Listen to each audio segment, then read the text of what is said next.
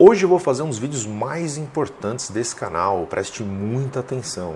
A gente vai falar de ciência, como funciona a ciência e como você deveria encarar um estudo em um artigo científico. Quer dizer, será que quando é te apresentado algum artigo científico, você deve adotar aquilo como verdade absoluta? A gente vai ver aqui 18 pontos para a gente filtrar estudos. Isso por quê, pessoal? Porque tem muito estudo mal feito, tem muito artigo científico que não serve para nada. E algumas pessoas ficam meio que caçando o artigo que está dizendo o que ela acredita. Tá? E isso está longe de ser uma pessoa que busca a ciência. A ciência ela não quer agradar ninguém, ela não quer acreditar em nada, ela simplesmente quer saber a verdade, saber os fatos, do jeito que eles são, frios como eles são. Quando você tem uma teoria, por exemplo, ou você tem um artigo, um estudo, para você dar aquilo como verdade do ponto de vista científico, você vai precisar de vários outros estudos. Você vai precisar replicar aquela metodologia, tentar falsear aquela metodologia para ver se chega num resultado semelhante. Então, somente quando você tem uma série de estudos apontando para a mesma direção que você pode ter uma confiança naquela verdade. Você pode falar de fato que existe uma comprovação científica. A gente não tem educação científica nas escolas, nem em faculdades. Tá? Então, você pode ser até um sujeito muito bem estudado, ter uma faculdade, ter uma pós-graduação e não fazer a menor ideia como é que funciona a ciência. Então, vamos falar aqui, de 18, aqui eu estou com o meu roteiro, 18 pontos, tá, para a gente filtrar estudos. Esse roteiro foi produzido pelo meu parceiro Cristiano Vitorino, tá aí o contato na tela, tá? Então vamos aqui, nem todo estudo que você vê deve ser levado a sério, tá? Então hoje em dia é muito comum, a gente escreveu aqui, citação de artigos nas redes sociais para defender um ponto de vista, né? Então vamos ver aqui 18 pontos que a gente não pode ignorar, tá? A primeira coisa, pessoal, você leu o estudo completo ou você leu só a conclusão do estudo? Tá? Isso é muito comum também. Então, não podemos nos basear somente em conclusões ou resumo. Eu preciso ler todo o estudo, principalmente para saber a metodologia que foi feita, entre outros detalhes que a gente vai ver aqui. O estudo foi realizado in vitro em animais ou humanos? Tem muitos estudos, e principalmente quando você vai para a área de força, de atividade física, de musculação, que são feitos em animais. Embora a gente não deva simplesmente ignorar 100%, não tem a mesma confiabilidade quando é feito com humanos.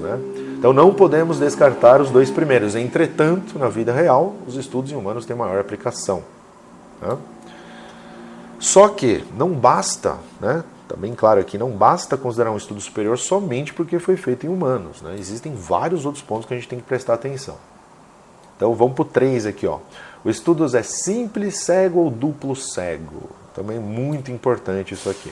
Então, estudo duplo cego ou ensaio clínico em dupla ocultação é um método de ensaio clínico realizado em seres humanos onde nem o examinado, então nem as pessoas que vão participar dos estudos ali para serem, que vão ser estudados, nem o examinador, nem o pesquisador sabem o que está sendo utilizado como variável, sabe quem está em cada grupo. E isso é muito importante para eliminar vieses, pessoal. Os seres humanos, eles são muito, nós somos muito sensíveis a vieses. Então, quando é duplo cego, então, vamos dar um exemplo aqui, você faz um estudo para saber se a creatina funciona. Então, daí você pega dois grupos. Um grupo treina e faz o uso da creatina, o outro grupo treina, faz uso do placebo. Se for um duplo cego, nem as pessoas vão saber se está tomando a creatina ou o placebo, e nem os pesquisadores vão saber se aquela pessoa, então tem várias pessoas estudadas, eles não vão saber quem é que está tomando o placebo e quem é que está tomando a creatina de fato. Então eles vão simplesmente medir os resultados e só vão saber depois que se concluiu o estudo. Então você vai tirar qualquer viés, qualquer interferência de viés humano. Simples cego, o médico ou o pesquisador sabe em que grupo o paciente está e o paciente não sabe. Então, se for simples cego, não tem a mesma confiabilidade. Tá? Isso aqui é um ponto de cara que você já pode ver. Assim que você começa a ler o estudo, você já consegue ver essa informação. Foi duplo cego, né? Uma outra coisa importante também é ser randomizado, né? Você não pegar pessoas que vêm da mesma área, da mesma região, ou que tem alguma característica ali semelhante que pode influenciar no estudo. Quando é randomizado de forma aleatória, tá? É mais fácil de se chegar num resultado mais confiável também. Então, pode incluir aqui duplo cego e randomizado. Se não for duplo cego e randomizado, você já nem deve considerar esse estudo, tá? Você pode descartar logo de cara. Qual a duração do estudo? Então, estudos podem durar horas, dias, semanas, meses ou anos. Né? Aqueles realizados em períodos menores avaliam o impacto direto de uma intervenção, os efeitos agudos. Entretanto, seus resultados não podem ser extrapolados para períodos mais longos. Né? E isso também acontece muito em estudos de musculação. Geralmente, os estudos são feitos em períodos muito curtos, e às vezes fica difícil observar se aquele método realmente vai funcionar para ter hipertrofia, né? Ou se um método, às vezes, você compara com outro e dá resultados semelhantes, mas será que a gente fez o estudo por tempo suficiente para que se gerasse hipertrofia a ponto de dar diferença entre um grupo e outro? Né? Porque hipertrofia não é uma coisa tão rápida. Então tem que tomar cuidado com esse ponto, qual a duração do estudo. Dependendo do que você está pesquisando, a duração é um ponto chave, né? Então, estudos crônicos podem demorar semanas, meses e anos. Temos que analisar com cautela o tempo de duração de estudo e a relevância dos resultados na vida real. Entretanto, nem todo estudo curto é ruim. Devemos avaliar o alcance do estudo e a acurácia referente à questão que este quer responder. Então depende muito, como eu disse, daquilo que está sendo estudado. Né? Alguns estudos não passam de 8 ou 12 semanas, devido à dificuldade de controle dos mesmos e dos custos envolvidos. Além disso, alguns estudos são relacionados em universidades e a duração destes se limita à disponibilidade dos estudantes nos períodos letivos. Então, assim, tem vários pontos aí que dificulta de você fazer um estudo mais longo, né? Então, às vezes tem muita dificuldade, alguns temas que você vai pesquisar, você vai ter muita dificuldade de achar, né, um prazo maior, né? E aí o que você faz, se você não encontrar, você vai ter que se contentar com prazos menores, mas o ideal é você buscar o quê? Vários estudos, né? Se você tiver vários estudos ali, né, apontando para uma direção específica, você começa a ver mais confiabilidade, tá? Naqueles resultados, naquelas evidências. Mais um ponto aqui, qual a composição da amostra? Né? A amostra quem é que está participando desse estudo? Né? Jovens, idosos, treinados, obesos, homens, mulheres, ratos. Aqui está incluso ratos, porque é muito comum fazer exame com rato. Tá? Então, por exemplo, na musculação, a gente pode incluir aqui, ó, treinados. Né? Tem muito estudo que é feito com pessoas destreinadas. E às vezes até pessoas que nunca treinaram musculação. E aí você tem uma grande interferência nos resultados. Né? Então, se você é uma pessoa que é treinado, que é experiente, não vai adiantar muito você se basear num estudo que foi feito com pessoas que nunca treinaram. Porque às vezes qualquer coisa que a pessoa faça já gera um resultado. Tá? Então tem que ter em mente isso aí. Assim como outras variáveis, idosos, jovens, né? Homens, mulheres, obesos, enfim. Os métodos são descritos criteriosamente. Né? Quando você vai ler o estudo lá, qual foi a metodologia utilizada? Está claro aquilo? Porque dependendo da metodologia que você utiliza, vai mudar muita coisa. Né? Então, exemplo, você vai fazer algum exercício de musculação. Tem exercício que tem inúmeras variações. Né? Então você vai fazer um agachamento lá. Tem agachamento a fundo, tem agachamento parcial, tem agachamento com as pernas mais afastadas, mais juntas. Isso tudo vai mudar, né, o enfoque do exercício. Então, como é que foi feito? Está descrito isso especificamente? Todos os dados da metodologia permitem que o estudo seja replicado? As ferramentas estatísticas utilizadas foram apresentadas? Muitos estudos omitem. Tá? Por que isso é importante, pessoal? Lembra que eu falei que a gente ia comentar mais umas coisinhas chave em ciência, isso aqui é uma coisa muito importante na ciência, tá?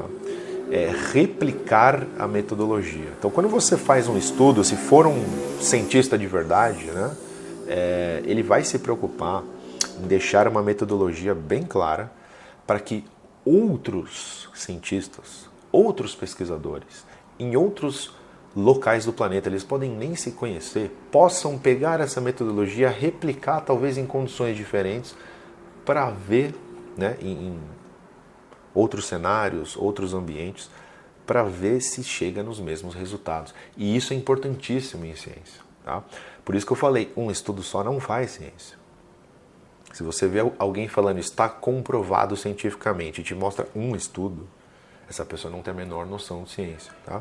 Ciência tem uma coisa chamada falseabilidade, que é você tem uma teoria e você testa essa teoria. Tá? E aí você chega num resultado. Só que o que a comunidade científica vai fazer? Ela não vai aceitar esse resultado assim de cara. Ela vai tentar falsear esse resultado. Então ela vai tentar, vamos dizer, vai tentar colocar aquilo à prova para ver se aquele resultado ainda se mantém.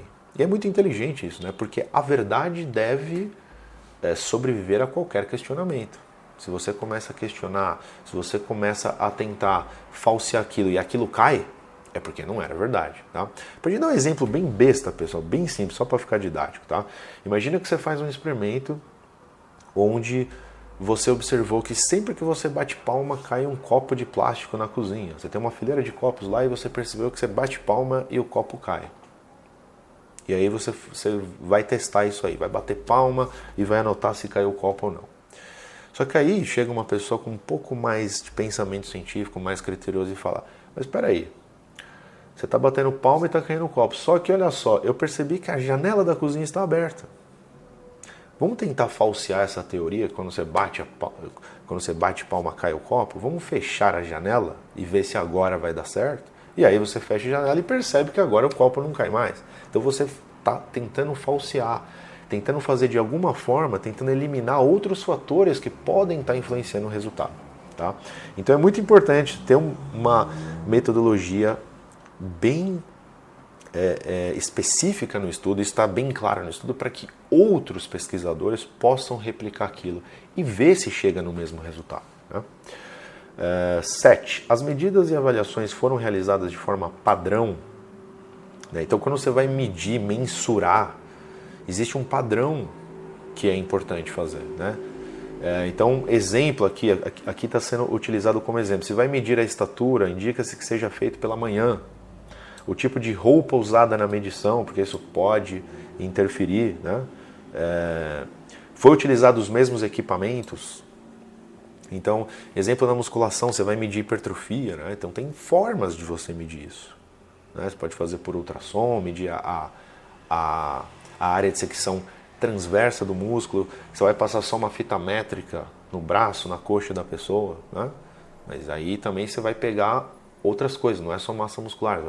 Você vai pegar gordura, vai pegar retenção hídrica. Então, só para vocês terem uma ideia, como precisa ser tudo bem padronizado. Será que está sendo utilizado o padrão ouro daquela mensuração específica? Né? Não, isso tudo também não está sendo muito bem feito. Né? Mais um ponto, nada foi omitido. As descrições dos resultados e a discussão através dos gráficos e tabelas são suficientes para tirar conclusões sobre os dados? Né? Então, será que não foi omitida nenhuma informação crucial para chegar em certas conclusões? Tem que observar isso aí também. Né? 9. Qual o tamanho da amostra? Então a gente falou muito da duração, né, de quanto vai durar aquele estudo. Um outro ponto super importante, que você já pega logo de cara também, você começa a ler o estudo e já pega, tamanho da amostra. Né? Então eu vou fazer um estudo para saber se algum método de treino é mais eficiente que outro. E aí eu pego 2 pessoas em cada grupo. Faço com 4 pessoas no total, 2 pessoas em cada grupo. Gente, isso não vai ter confiabilidade nenhuma. Porque eu estou pegando 2 pessoas, eu posso simplesmente pegar 2 pessoas que são geneticamente muito privilegiadas e qualquer método que eu testar nelas vai ser melhor. Eu não vou chegar a nenhuma conclusão. É um tamanho de amostra muito pequeno. Né? Então, quanto menor a amostra, menor a segurança nos resultados. Isso porque pode ocorrer uma maior variação entre os indivíduos do que na variação do efeito que está se buscando. Quando tamanhos de amostra pequenos são utilizados, o risco de que os resultados observados sejam ao acaso é grande, o que não é o caso em estudos de grande tamanho amostral. Estudos com grande tamanho de amostra são muito melhores que os pequenos, porém deve-se tomar cuidado na interpretação dos resultados de ambos, pois tamanhos de amostra grandes podem ampliar qualquer viés presente. Então, quer dizer, não é só o tamanho da amostra que você vai observar, tem que observar todos os pontos que nós estamos falando aqui, né? Mas muito importante isso, tá? Estudos com poucas pessoas têm uma confiabilidade muito menor nos resultados. Vamos para mais um ponto aqui. Deixa eu ver se está gravando aí. Coesão. Os resultados estão consistentes com o resumo, conclusão e discussão? Porque você vai pegar estudo, né, que você olha ali a conclusão, olha a discussão, mas não está coerente com os resultados, né, dos testes, do experimento. Então, às vezes está tendo é um estudo que está sendo enviesado, né, por alguma razão, por algum interesse, né? Então tem que também prestar atenção nisso. Os resultados têm coerência com a literatura científica? E aqui que entra o ponto que a gente falou bastante, né, do que é ciência. Um estudo só não faz ciência. Então, se você achou um estudo e ele ele mostra resultados incoerentes com a literatura, a maioria dos estudos daquele tema vai para um lado, esse estudo está indo para outro lado, né? Tem que tomar cuidado com isso, para você simplesmente dar aquele estudo como certo. Até porque ele está contradizendo vários outros estudos, né? Então ele é totalmente contrário com outros estudos do tema. A gente colocou exemplo de volume aqui, porque assim, quando você olha na literatura científica de musculação, e você vai observar que existe um número de evidências muito grande de que volume determina a hipertrofia, né? Então você aumenta o volume, você tem mais hipertrofia. Volume de treino, né? Série vezes a carga vezes repetições. Eu já fiz vídeo sobre isso, tá? Vou deixar um card aqui sobre volume. E aí você pode achar um estudo, e tem estudo, que vai falar que não. Que não é volume, que vai falar até o contrário. Se você subir o volume, você pode, né, ter menos hipertrofia. Mas aí você tem que observar isso aqui. Você está vendo, né, um estudo só está indo para outra direção, mas o porquê que você vai levar ele em consideração e vai ignorar todos os outros? É por isso que a gente vai ver a importância de meta-análises e revisões, que a gente vai falar mais para frente aqui, tá? Então vamos mais um aqui. Voltamos às estatísticas. Os resultados são estatisticamente significantes? Isso aqui é importante também, porque às vezes, quando você fala, você vai comparar um método de treino, vai comparar um suplemento com quem não toma nada, ou um suplemento com quem toma só um placebo, e fala, olha só, esse suplemento funciona, né? Então nós tivemos 0,5% de hipertrofia a mais no grupo que tomou o suplemento, né, do que no grupo que tomou o placebo. Tá, só que 0,5% faz diferença? Então, estatisticamente, não tem relevância isso, né? Tem até alguns padrões dentro da estatística para ajudar você a ver se tem relevância ou não essa diferença, tá? Mas só para vocês pegarem o conceito. Às vezes a diferença é tão pequena que você pode falar simplesmente que não teve diferença nenhuma, tá? Mais um ponto. Outros pontos estatísticos que devem ser verificados. Valores de P, intervalo de confiança, né? Mas isso aqui, pessoal, é um pouco mais complicadinho, tá? Se alguém quiser se aprofundar, pode pesquisar sobre esses temas, né? Valores de P, intervalo de confiança, é basicamente conceito de significância estatística, tá? Então vocês podem pesquisar sobre isso, quem quer se aprofundar mais. Os pesquisadores apresentaram as limitações do estudo. Então lembra que eu falei que quem é a ciência de verdade não, né, um cientista de verdade, ele não deve se apaixonar por nada, né? Ele deve inclusive apresentar as limitações do estudo dele. Então o estudo de qualidade sempre deixa claro quais foram suas limitações, porque sempre vai ter limitações. Um estudo é incapaz de não deixar nenhuma limitação, né? Então geralmente lá para o final do estudo existe ali vários pontos ali onde, Isso aqui precisa ser levado em consideração, isso pode atrapalhar os resultados, tem efeitos confundidores, enfim, tá? Então você sempre olha também essa parte do estudo, tá? Para você ter noção das limitações, para você também não achar que aquilo é verdade absoluta, tá? Supervisão. Se envolveu exercícios, os exercícios foram supervisionados, né? Entra naquele ponto que eu falei do agachamento, pode ser qualquer outro exercício. Como é que foi feita a execução do exercício? Então, se você vai testar alguma coisa, algum método de treino, e você não observa como os indivíduos estão treinando, você só simplesmente dá uma ficha para o cara e fala, faz esse treino, e aí no outro grupo você fala, faz esse outro treino aqui, aí você tem um grupo que vai muito melhor, mas você não checou se foi bem executado, né? Porque se foi mal executado, não é porque o método de treino é ruim, é porque não estão fazendo o método direito. Então precisa supervisionar isso assim, né, de forma bem de perto. Se não foi feito isso, né, se você não vê uma descrição no estudo como foi essa supervisão, como foi executado o exercício, né, tá lá bem claro como foi essa execução, como foi feito esse treino. Se não tiver, você já abre o olho, né, desconfia, porque pode cair nesse problema. Outro ponto importante é o conflito de interesse. Uma marca de suplemento, uma empresa, simplesmente vai e banca um estudo só para dizer que o suplemento dela funciona. Então, se você tem um estudo que foi patrocinado, que foi feito por uma marca de suplemento e dá um resultado positivo, né, para esse suplemento, você tem conflito de interesse. Isso caracteriza um conflito de interesse. Não quer dizer que está errado por causa disso, mas quer dizer para você abrir o olho. Né? Você fala, pô, pera lá, vamos procurar um outro estudo que não tem esse conflito de interesse para ver se a gente tem o mesmo resultado?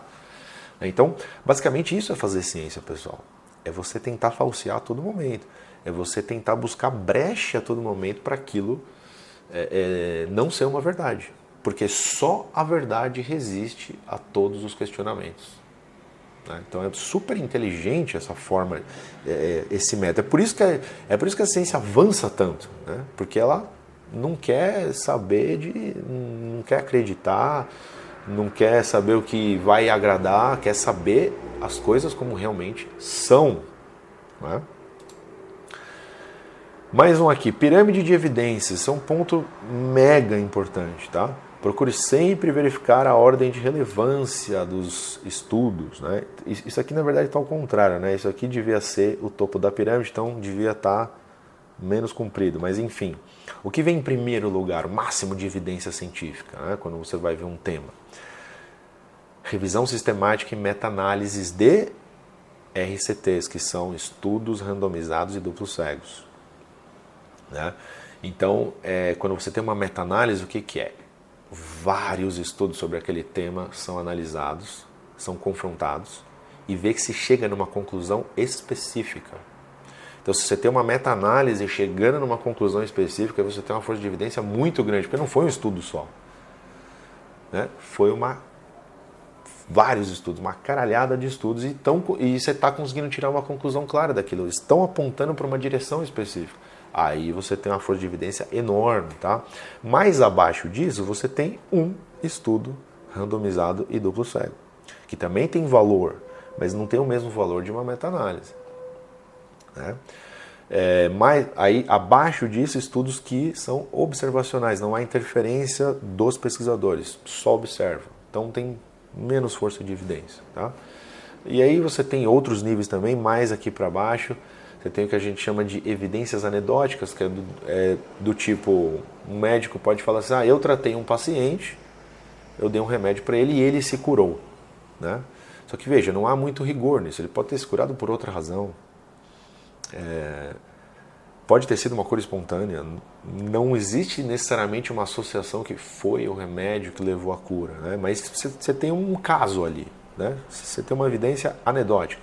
Isso não tem tanta força de evidência. Mais abaixo ainda você tem opiniões de especialistas, que às vezes você tem um especialista que é muito bom numa área e ele tem uma opinião sobre algo. Você pode levar aquilo em consideração, mas do ponto de vista científico mesmo, é uma força de evidência muito baixa. Porque você vai precisar fazer um estudo randomizado, duplo cego, e ver se chega naquele resultado. E posteriormente tem que ter vários estudos para se fazer uma meta-análise e ver se aquilo de fato, né, é ou não é. Enfim. Mais um aqui.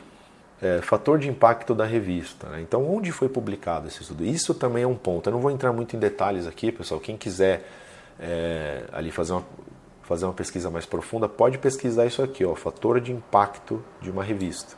Tá? Aqui está explicado de uma forma resumida o que é. Tá? Mas só para vocês entenderem que tem gente que paga para que um estudo seja publicado. Né? E tem revistas que não tem nome.